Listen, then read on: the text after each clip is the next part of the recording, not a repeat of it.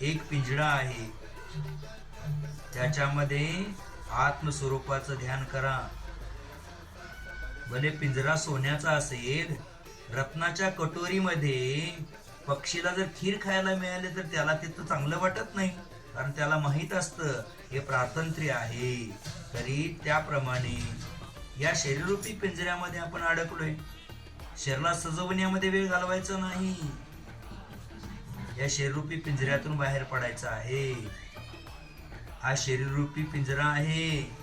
भले हा संसारामध्ये सुखदायी वाटा लागलाय, परंतु हा मला दुःख देणारा आहे. स्वतंत्रतेचा अनुभव करा. मी या शरीरापासून अत्यंत भिन्न तत्व आहे. त्या जागा हो, हे आत्मराजा जागा हो. सिद्ध सेलेचे राजे व्हायचं आहे, जागा हो. मुक्ती वधू हातामध्ये माळ घेऊन उभारलेली आहे. आम्ही परिणामाची निर्बलता केली तर ती आमच्या गळ्यामध्ये माळ टाकेल आणि आम्ही शाश्वत सुखाचा अनुभव करेल. लोक येतात जातात, त्यांचा पण राग भाव ठेवायचा नाही. साधूचा देखील राग भाव ठेवायचा नाही. ज्या ठिकाणी शरीरच आपलं नाही तर बाह्य पदार्थ आपले कसे होऊ शकतील? आपलं कोणी नाही, कोणी नाही कोणाचं नातं सारं फुकाचं. हे नाती आपली नव्हेत. हे बहिरंगातला संबंध आपला नाही.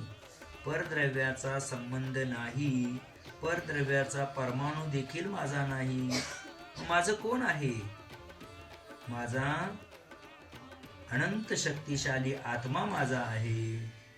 आत्म्याला सोडून बाह्य जगातली कोणती वस्तू माझी नाही.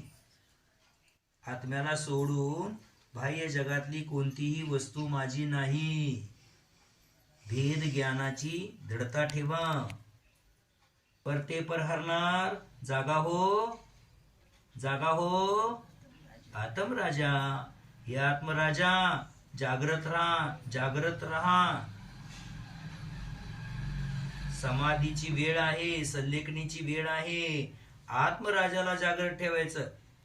शरीर थकलं असेल, शरीर दमलं असेल तरी देखील चालेल, पण आत्मराजाला जागृत ठेवा. आत्मराजा जागृत राहिला पाहिजे.